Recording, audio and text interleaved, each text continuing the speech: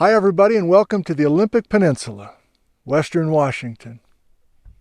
I start teaching tomorrow, and here on a Wednesday morning I'm squeezing out the last few moments of summer and spending last night and this morning with three geologists from Purdue University, Michael Eddy, Erin Donaghy, and Ken Ridgeway.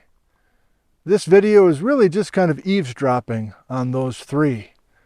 Erin is the PhD student who's continuing her work, field work, both up in Alaska, the Yakutat, and down here in Western Washington, Silesia. But also learning from Michael Eddy, who's the main advisor to Erin, but also Ken Ridgeway, who's on her committee. So they are co-advisors to Erin. So this is a rare chance to be out in a beautiful place, look at some rocks that I've never seen, and maybe you've never seen. And if you want to come up here and enjoy this beautiful view on a day like today, I'll put a GPS location in the link below for Blue Mountain, overlooking Port Angeles, Dungeness Spit, Squim. You can see forever up here.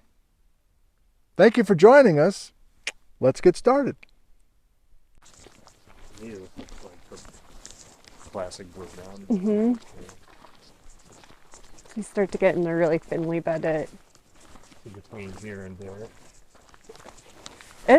And I mean, on the map, there's a big change in the strike. Well, it goes from overturned to upright between right up there and here.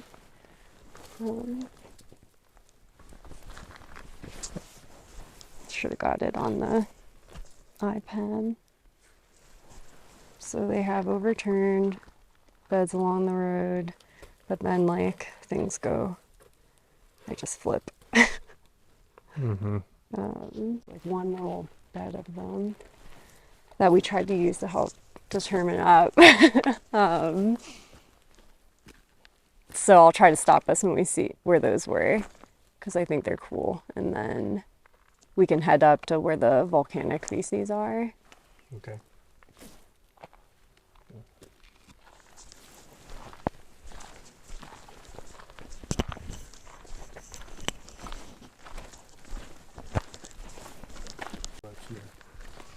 So we're looking at the Blue Mountain unit along here. And so this is Deer Park Road going up to Blue Mountain. Thank you. And this is the same unit that is interbedded with part of the lower crescent formations of the crescent basalts. And these are the rocks that have some maximum depositional ages, which would suggest the unit is less than 45 MA. So that would be younger than the construction of Silesia and its accretion. So I think probably before the end of the academic year, Erin will be in a position to start writing and making interpretations. And so taking us out here and showing us what she's found at this point is really important. Good. Thank you. Well, don't let me get in the way here. Sorry I hijacked Mike for a few minutes there, Erin. Oh, no problem. We're just looking at the rocks.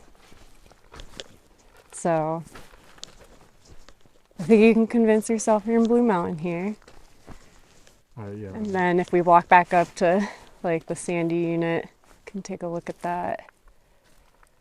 I don't know if we want to collect some of that or not. I did not collect it, so. You don't have a sample. I think it would be worth collecting. It's always, when we're here, we have the permit. Yeah. Well, I think our money's worth out of that permit. But how much of this deformation do you think could be, if you go with your hypothesis that it was underplated, a lot of this deformation could be from that? Could be, yeah. You were saying a lot of it you thought was post, but if you're going to underplate this. Yeah, well, so my motivation for saying maybe it's post is when we were up in those sands, if those are the wire, then they would have been deposited across some surface, right? And they're now vertical. So, And overturned, yeah. So if that's part of the Blue Mountain unit, then sure, this can be when they were underplated, you could have all this deformation.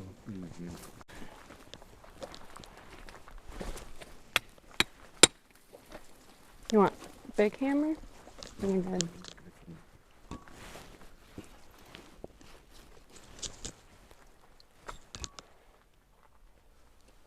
Looks like a good medium grain sand. There's a lot of lithics in there. Lyre's very lithic rich.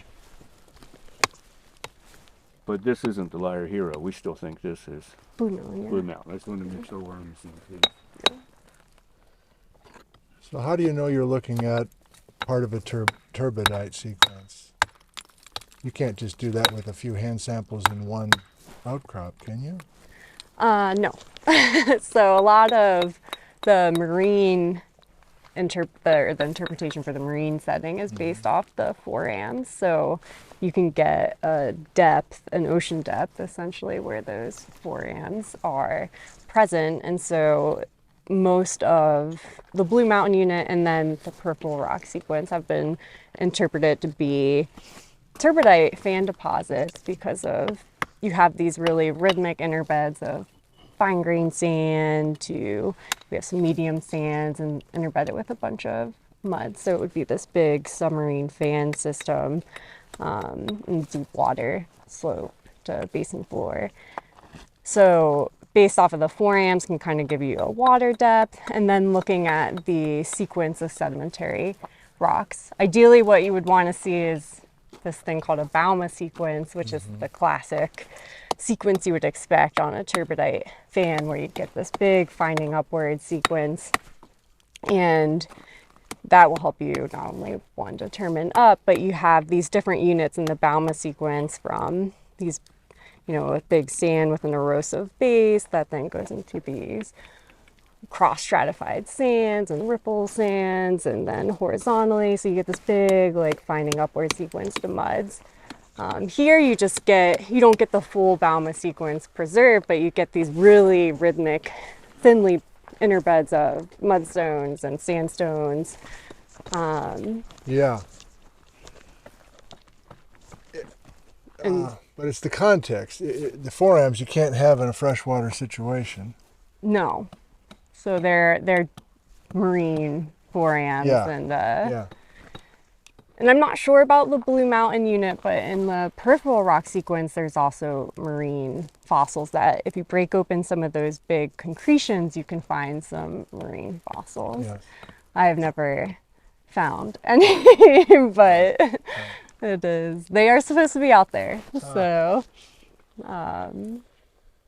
but yeah, you have to put everything, so that's why we do things like lithofacies mapping, where we're going to look at the proportion of sand we have, what are the sedge structures in the sand and the mud, and putting together that whole, looking at that whole sequence of rocks over a really large area will help you start to understand what the depositional environment could be. Using this view, like, is this where Crescent is kind of wrapping around in the horseshoe, and like, are we seeing some of, like, what's that, do you have a sense of what the high peak is? Are we in the core already of the... Yeah, so once you start working out towards that way, you're gonna hit the core. So the Hurricane Ridge fault should be wrapping around, which separates the Blue Mountain unit from all of the accretionary core rocks. So things like the Needles Gray Wolf would be the Eocene unit that's just on the other side of the Hurricane Ridge fault. And when we get to the top, if Yeah. it's not too smoky, Okay. you should be able to look all the way back and you can see Hurricane Ridge and like Mount Okay. Angeles, Oh, and you can kind of see or interpret where those structures might be wrapping around. Good. So we're kind of right in that northeast corner before it starts to really turn. Okay. And then, you know, where we mapped on Tyler Peak last year, where Nick did his poster, that's really right where it turns and wraps around. Facies maps that we've done last summer, we kind of split it up into sedimentary facies, and we base those facies off of the proportion of sand to mud and the thickness of those sands and the muds and any sedge structures that we see. And then we have like a volcaniclastic facies, so those might be volcaniclastic sands or really tufaceous looking units, and then our volcanic facies, which would be like pillow basalts or massive basalts, and all of this different facies mapping and the proportion of those, sedimentary to volcanic units should help us understand where we are in relation to these submarine volcanic centers that had to have been nearby for all this stuff to be interfingering. Well, I don't want to say I'm disappointed because I'm thrilled to be here with you, but I visualized a bunch of bright white Arcosic sandstones like back in the Chumstick or the Swak or something, and this is almost like, I don't know, camouflaged, I don't know. Look, is it darker looking, I guess, and not as strikingly obviously sedimentary to me from my eyes.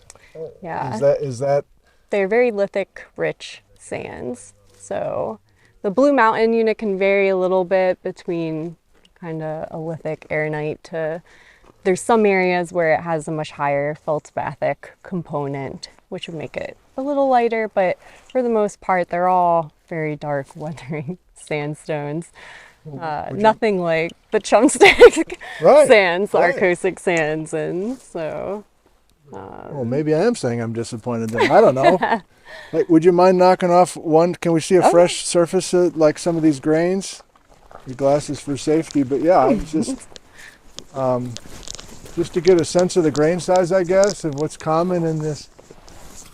I'm still very excited about this Blue Mountain unit on paper, but good God. It's a good one. Well, this is a nice shot. The sun filtering through the trees.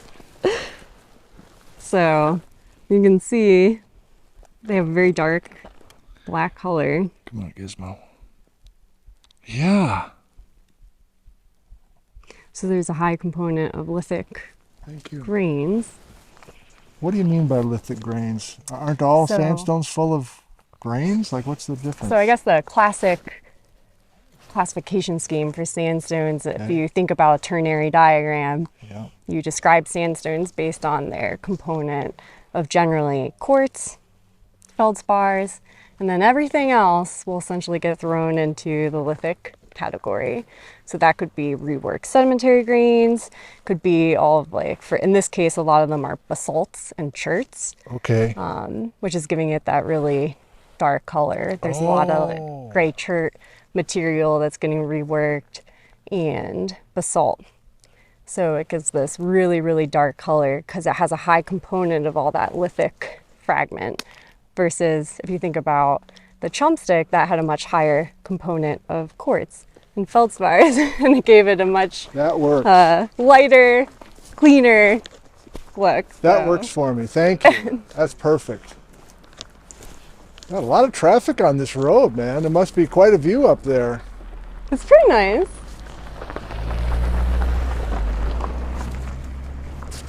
I wonder if it's more busy because Hurricane Ridge Road is closed. Oh, there you go. So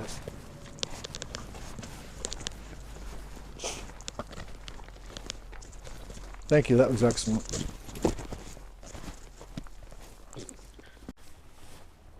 So I thought the Blue Mountain was nothing but turbidity currents and sediment. You're saying there's some pillow basalts within the Blue Mountain.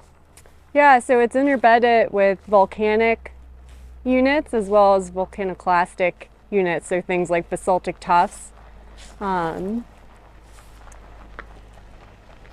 It's not often that you see pillow basalts in the facies, but there are a couple locations where there are really nice exposures of the Blue Mountain. You can turn around and there's mudstones behind you, and they're interbedded with these pillow basalts, or you'll see more massive basalt flows. God. Well, So we'll see a little more of those. We won't see pillow basalt again, but we'll see more volcanic facies as we work our way towards the top of Blue Mountain. But this is kind of the first place you see some of the volcanics interbedded with the Blue Mountain as you're going up. interbedded. Wow. but it's pretty nice. Thank you for stopping. This is exciting. Yeah, it's a really nice exposure. We got super excited when we saw it too for the first time. Why wouldn't you? Yeah.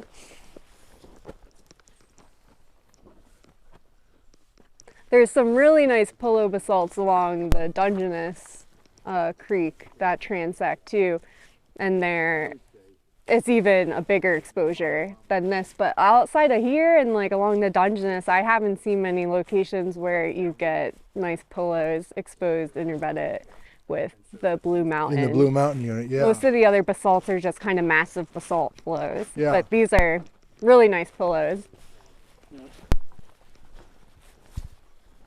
Whether not continuous. This gets so real high. Well, it's caught up. We see it all over with you guys. You know, we see it in the Orca, and so. But we do see, or Erin's documented some places where there's honest to God volcanics that are erupting, right? In Like Blue the Mountain. basaltic tuffs and stuff. Yeah, where you have like We'll tuffs see 'em of at the top, pyroclastics yeah. and stuff. So we'll stop. The next place we'll stop is where we sampled one of those basaltic tuffs, the like really green sheared looking units. We'll be closer to the top, and then so we can stop and look there, and then we'll get to the top and we can walk around and then make our way out towards the conglomerates. And when you say that Aaron's, worked it in detail, so It's not obviously sticking out. yeah. No, it's not. We looked for the continuation of it because it should strike. And what about that one? We're going to start to hit more volcanics on the way up, but it's not pillows like this. It's would be more massive basalt. Stop.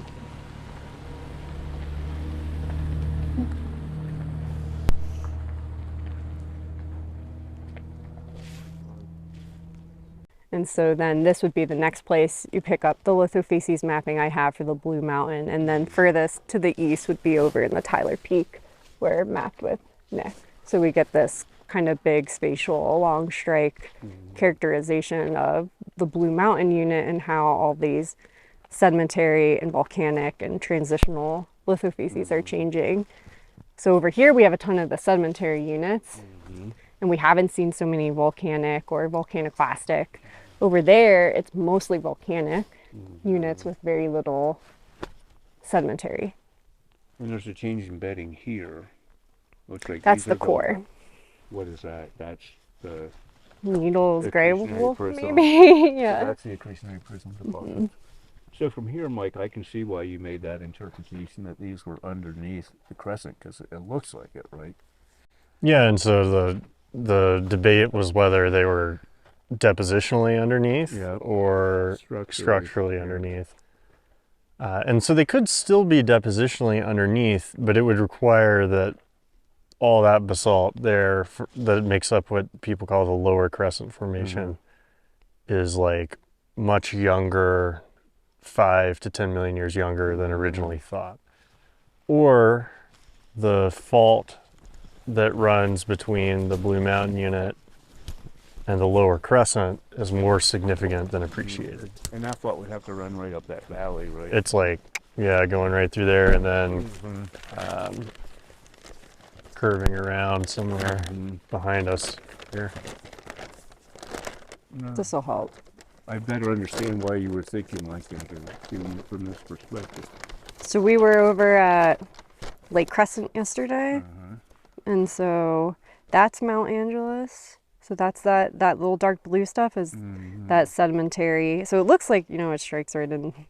So I thought like it could be potentially just the Blue Mountain interfingering with the lower crescent basalts. And we are over here. So you see that dark purple unit is the conglomeratic unit of the crescent or the Blue Mountain.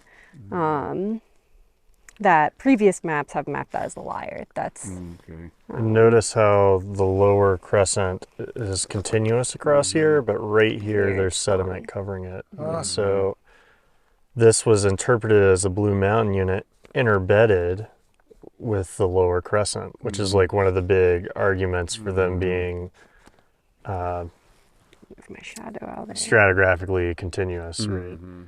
But then if this stuff is all conglomerate that's sort of over top of everything, then maybe that solves the problem. So this is what I was telling you the other day, is like, this is a big problem area where the relationships there really matter. Yeah. That's the Dungeness area that you're Yep. telling me about. So you can see the little pink interfingering with the crescent. That's the Dungeness. And so that's where the boulder conglomerate with the columnar basalt is. But you can see it's like, it looks the same as on par with So this. it could be above the unconformity. Yes. That's okay. Yeah. Okay, cool. Nice to get this perspective, guys. Yeah, this is a nice place to see it. The high topography would be the crescent basalt. So when you're driving up Hurricane Ridge Road, you'll see a ton of basalt in the road cuts. Okay. And then as you kind of look back past this big main brownish ridge, you can see those jagged peaks. It looks a little kind of redder right now, but that's Mount Angelus. And so that's this sedimentary unit that is interfingering with, so the dark blue purplish there, interfingering with the crescent. This is the lower crescent, this big purple unit. And so right below that in the lower hills, kind of where it's forested, but you can have some light brown outcrops, that's all Blue Mountain, Blue Mountain in over those there. lower hills. And so that's heading towards Hurricane Hill, Got it. at the top of Hurricane Ridge Road there. And how about directly across from us? Directly across from us, those would be the accretionary prism rocks of the Olympic core. So that's across the Hurricane Ridge Fault. And so those are going to be the Eocene accretionary prism metasedimentary units. And so those are the Needles grave wolf, I believe, there. So if we walk along the road there, you can see already these red and green looking rocks. So these are kind of the transitional or the volcanoclastic facies that I mapped interbedded with the Blue Mountain unit. So things like basaltic tuffs and these really brecciated basalts. So we can take a look at those and then continue on to the top. But those would be younger than the crescent basalts, right? These are interfingering with the Blue Mountain unit, so yes, You it guys would have be, that age if they're younger. yeah. It completely depends off of whether that is a faulted contact or a depositional contact moving up there. But why would it depend on that? Because of these, you guys have an age of 48 or something like that, and they're in their 50s, right? There is no date for the lower crescent. Okay. Yeah. Okay. So one of the things I've entertained is that it's a completely separate beast from Silesia. Okay. And We were talking about the rifting possibility. yeah. And then only what is mapped as the upper crescent would be the 50, Right, 51 that's MA. right. Yeah. But I think, you know, what we've been talking about over the last 2 days, we could reconcile some of this. I think so. I think. Yeah. We'll have to do some sketching. But those are two possibilities that I don't think we can conclusively say one is right or wrong. I didn't realize you didn't have an age from right there. You know, but, No.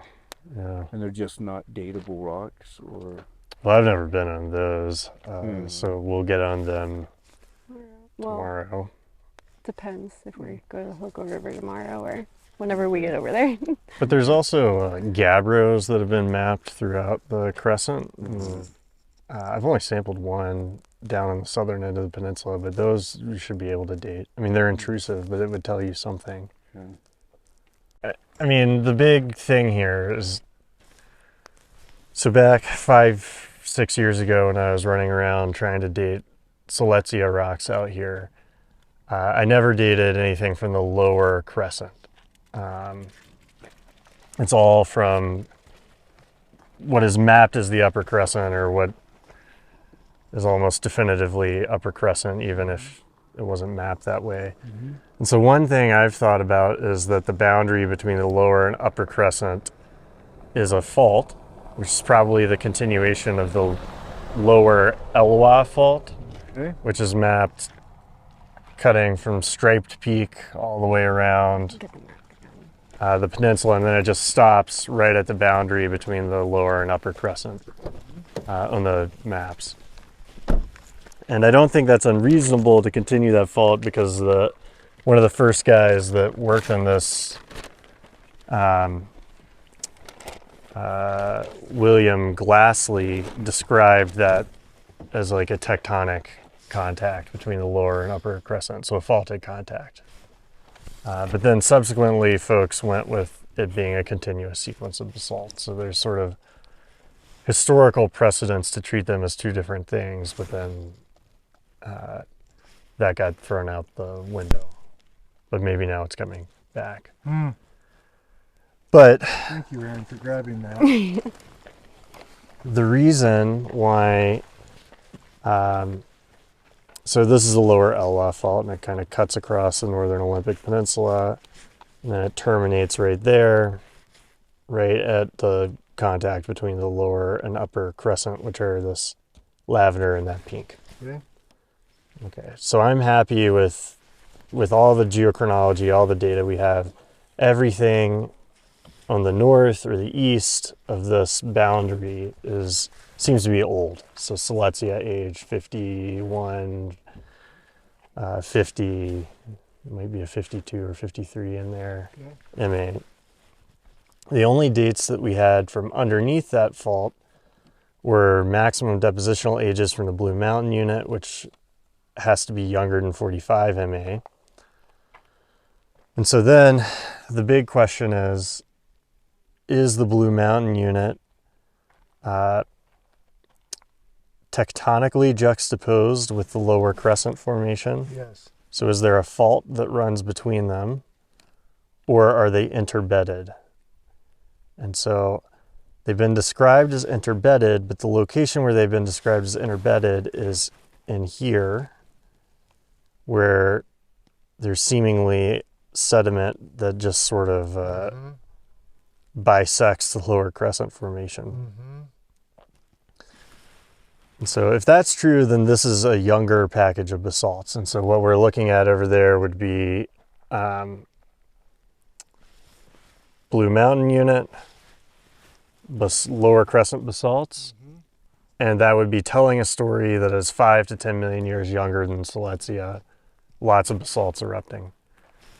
On the other hand, if there's a fault running along here that's pretty big and has tectonically juxtaposed the Blue Mountain unit and the lower crescent formation, then this could be Silesia age, and we just haven't dated any of it. And that could reconcile a lot of these issues. But then we have to explain the sediment here, which is a little bit about what today is about. So these, I mean, I guess the simple way for folks to think about this is like you're always marshaling evidence to make your case. And at the time, this seemed like really good evidence that there was Blue Mountain unit interbedded with these basalts. And so they must be age equivalent. But with Erin finding this angular unconformity and thinking about, well, how widespread are these liar conglomerates across the northern part of the peninsula, if these are not interbedded but just on top of and folded in, then we can reevaluate that, and that piece of evidence falls down, and then the interbedded story starts to collapse as well. So it's constantly poking holes in things, or trying to, right? And it's just you guys. There's not 5 other teams out here with competing ideas and competing techniques. It's like... Right. But historically, we're competing with ideas. Yeah. Yes. Right. We're building on, Exactly. testing and building on ideas. That's perfect, Mike. Erin, did you want to add anything? No, I think that that covers it. I think there are interbedded volcanics with the Blue Mountain unit, and we're going to see some interbedded volcanics, but and volcaniclastics. But whether or not, yeah, this is actually interfingering and interbedded with, a large part of the lower crescent is what we're trying to test. So we'll see some of the volcaniclastic units right now. Good, thank you. Well, as we walk down, Mike, does this have anything to do with the North Cascades? Like, Well, it all comes back to the North Cascades. Well, yeah, I mean, a lot of the activity that happened, like in the Swak Basin, the deformation there, we've attributed to the collision of these basalts, the crescent basalts. And so as we revisit and rethink about how thick that package of basalts were, what it represents, I mean, that might change how we think about the Swak. Although I think if I was a betting man, I'd say that at the end of this, we'll still have thick oceanic crust hitting and wreaking havoc in central Washington. perfect, love it. Thank you for this, Erin. This is delightful. That's quite interesting up there, right? Yeah.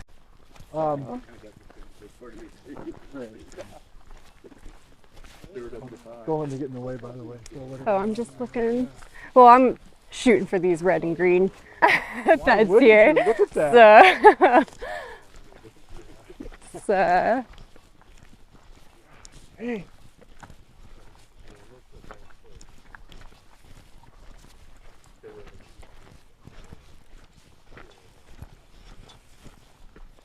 So yeah, out along Hoko River Road, there's a ton of logging, and so that's really the whole peripheral rock sequence out there, and it's just a ton of logging roads, and we can work with the local companies here on the peninsula. I think last year I was working with like 3 different companies. They're all great.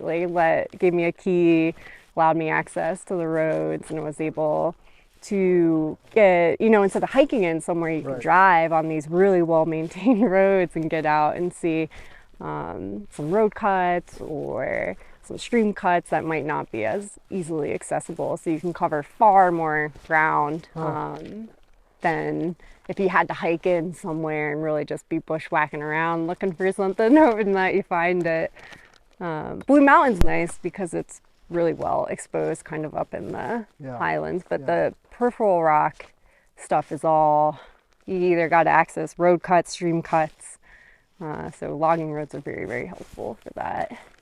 Well, it's cool that here's this woman from Indiana from a college saying she wants access, and you didn't have much trouble, it sounded like. No, they were all great. Okay, good, So, good. Just wrote up a little proposal and gave them maps of where I wanted to go, and they could check, how active the hauling is on that road, and no, they were all great to work with. Get these coccolithic diastides, oozes, and What if really clean up here. what if it's just a bunch of imbricated stuff? So this is another thing that's been sliced off, and so this is a deeper water story away from the trench, Exactly. But it's been brought into the trench. and it gets imbricated with the Exactly. turbidites. So there's things that we see in the Chugach that came from, some people would argue, like 2,000 kilometers away was a seamount. Yeah, And it's covered with limestone and a bunch of diatom oozes. And now it's sitting in this accretionary prism, but it's oceanic crust that formed far outboard. And so so have you seen the volcanics interbedded with the turbidites, or are the volcanics always sort of like in their own little domain? Tyler Peak, they're interbedded with the turbidites. Okay, Like you hit sedimentary units, and they get cooked up and they stuff. get cooked up, and then you'll have some pods of the red limestone and more of this facies, like this brecciated facies and basalt flows, but So there it's are sedimentary. definitively interbedded, so they're not just tectonically imbricated. Oh, I think, yeah. Yeah. You would have So we to must have a be. lot of faults then ripping through that area. So you're erupting in the trench. Maybe. I mean, maybe the pillows got sliced off, but this, it sounds like, needs to be erupting in the trench. And there's sedimentary units right above us. Like when this road's going to switch back up and the peak, the topographic top of this, there's sedimentary units up there. That are stratigraphically above it, or Yeah, it depends on which way you want up to be. It's folded up there. And there is a fault that is adjacent to that little fold that cuts through right behind this stuff.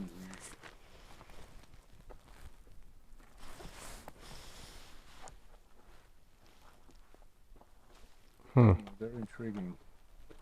All these almost all of them are vesiculated basalt. Yeah, there's some basalt right down there. Yeah. So you're not getting a big diversity of stuff in this. No. And this is like on Nick's map and his facies that he had, the really like kind of green basaltic tuff, I think we were calling it, that green sheared looking rock, and then kind of split it up on the proportion of like how much brecciated basalt was in there and what was like matrix to kind of these big basalt pieces. That is not as well exposed here as it is on Tyler Peak. It's a really nice sequence, but this is similar to what you see on Tyler Peak. Oh, that'll be interesting. They're interfingering at Tyler Peak potentially. We're not going to Tyler Peak. That's a big climb. But you see the difference though, what I'm saying there? Yeah, so I haven't been up Tyler Peak, but it sounds like they've been able to document the turbidites like being cooked by the volcanics. And like soft sediment stuff. Yeah, so I think there it sounds like we're not, I mean, they were erupting around the turbidites. But I think like it kind of depends on when this was deposited, but like we should read about like the Titao Peninsula down in Chile, because I mean, and in Alaska, this isn't that dissimilar from some of the stuff in Alaska you were describing for the melange, where the ridge trench interaction was happening, ridge subduction. I wonder, like there are ways to get eruptions in the trench. Yeah. Well, you can see them in the resurrection note. You guys see, I have them, so I don't see that it's turbulence here. Yeah. All this in the lower. Like this across the ridge line.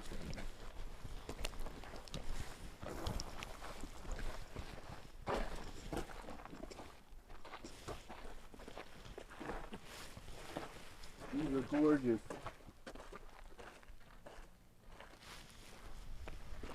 You see the pillar of the shorts here? Those guys? Maybe. It's not as nice as I don't know. Wasn't sure about that. I don't see anything super convincing of pillow basalts. Just these like brecciated basalts. Whatever we want. Do you call this transitional facies?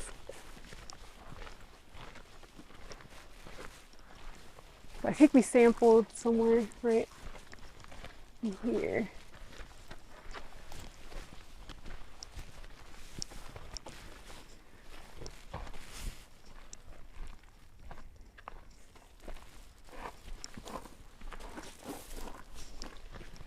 I think that distinction is going to be really important for you ultimately interpreting this, because there's only so many ways you can have eruptions in the trench.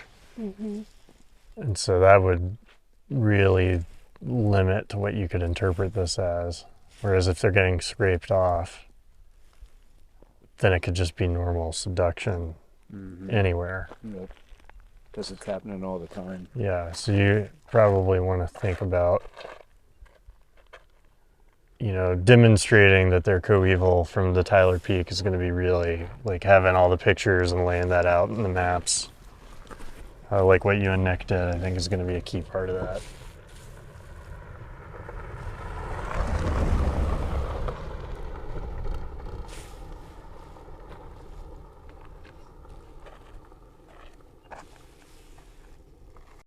You don't really see it. And then it comes through this valley right in front of us. So that hill that's been logged a little bit, the DNR gave me a little patch of rhyolite that was in there, and so that's 51 MA. And then we're standing on stuff that's younger than 45 MA. So the question at hand is whether all the basalts between us and that fault are also young, or whether there's another fault between us and the basalts.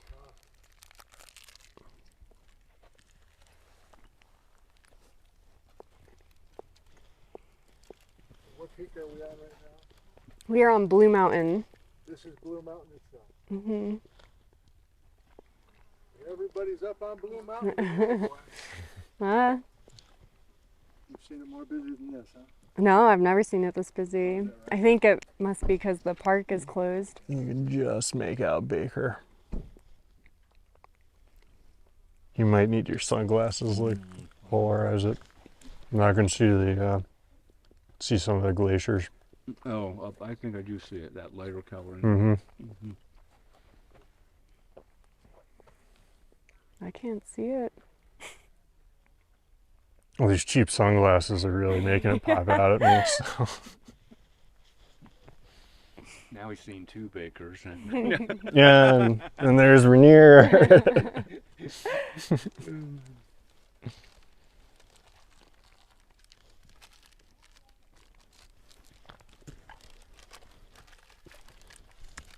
That's cool. So they have these I on haven't the been up map. here. They have these volcanic interbeds, or like what's striking across there, interbedded with cemetery units. But playing devil's advocate again, I don't see the turbidites anywhere in there. Like, this looks like its own independent thing.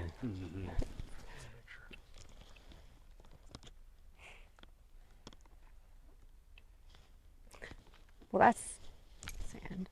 And That's then, sand.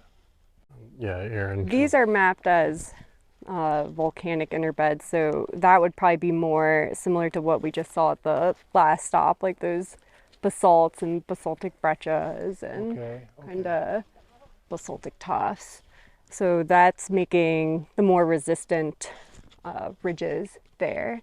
And then what would be more recessive, not really well exposed, is what's mapped as sedimentary units. So But everything Blue Mountain unit. everything is mapped as Blue Mountain unit. Everything we drove up today is mapped as Blue Mountain unit. Right, I keep forgetting So that. And so, Mike, what were you just saying? I'm not sure I quite caught it. Like, beyond this, so we can see Blue Mountain unit here, Blue Mountain unit with these knobs down over here as well. In the immediate foreground, maybe. yeah, but So I don't know if you can see it, but there's like some hills out there that have been logged. So Way out down low, or no, on the other side?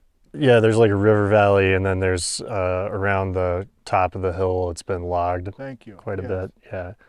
So that is the lower Elwha fault cuts across at the base of those hills. Oh, okay. And then the basalts that make up those hills are like 51 MA Got it. classic Silesia.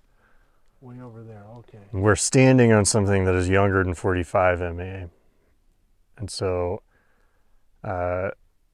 what we're wondering is whether the lower Elwha fault is doing all the work, and this is a whole package of younger rocks. including the lower crescent, or whether there's another large fault between the Blue Mountain and the lower crescent that explains the age inversion. I appreciate your patience. I finally get it. It's only the 12th time you've said something similar to that today. But you can look down in there and you can see why this is a challenging problem. Because like the interesting stratigraphic areas are like in forest in a low-lying area. You know, it's like, isn't that how it always works? Is like wherever you really want to make an observation is just like a jungle. And the weather's not always like today, I'm sure of that.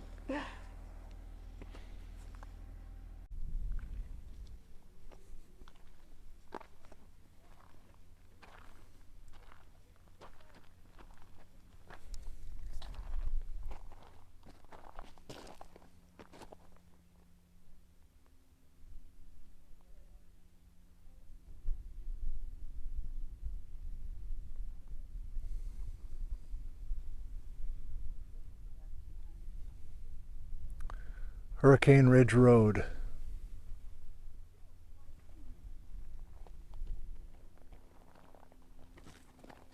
Howdy. Hello. Sorry, are we getting in your way? You're fine. You're fine.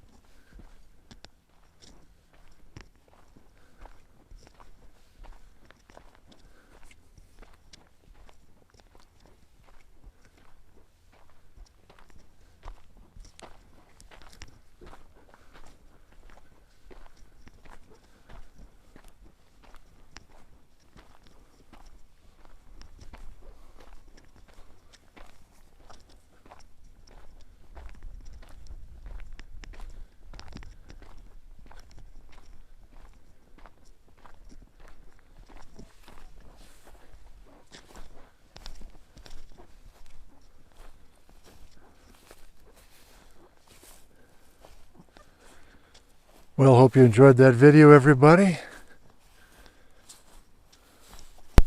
Everything's turning color. Summer's over. School's in session.